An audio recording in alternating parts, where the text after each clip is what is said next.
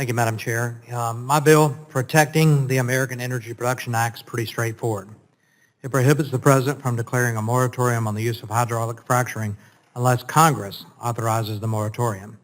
I remind the committee that hydraulic fracturing happens in many states: Oklahoma, North Dakota, Colorado, Texas, Pennsylvania, just to name a few.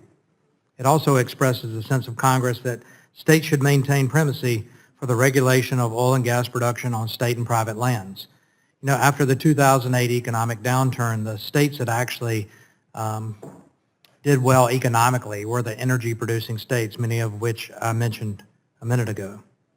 Natural gas is affordable, it's reliable, it's safe, and it's abundant. It keeps the lights on when the wind isn't blowing and the sun is not shining. It can be used as feedstock to create fertilizer to help the nation feed itself. It can be transported safely across state lines through pipelines and can be exported across the ocean to fuel our allies abroad in times of need.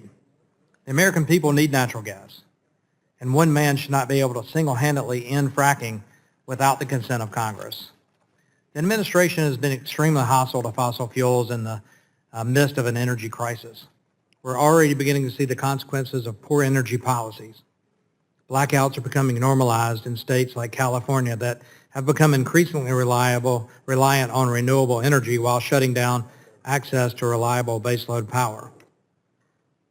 I entered into the record during the subcommittee an article for the Wall Street Journal where PJM, which is a utility provider, said this: fossil fuel power plants are retiring much faster than renewable sources are getting developed, which could lead to energy imbalances.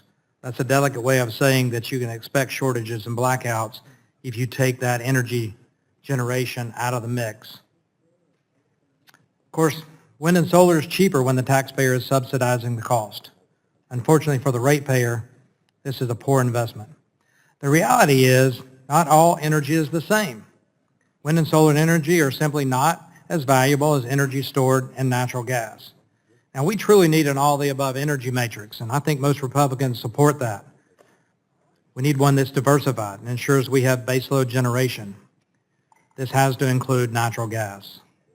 Factories and hospitals do not close on a cloudy day, and where renewables fail, natural gas can be reliably ramped up to meet that demand. We saw that on Christmas Eve. We saw that in Texas. We don't need to go backwards. Grids don't have to be unreliable. In the 21st century, Americans should not have to settle with blackouts. We need to build out our natural gas infrastructure in order to achieve American energy dominance, and it begins with our ability to extract it through hydraulic fracturing. The shale revolution has launched America towards energy leadership. We became a net exporter of energy, reducing prices here at home and undercutting the leverage of our Russian, that's Vladimir Putin, China, and OPEC.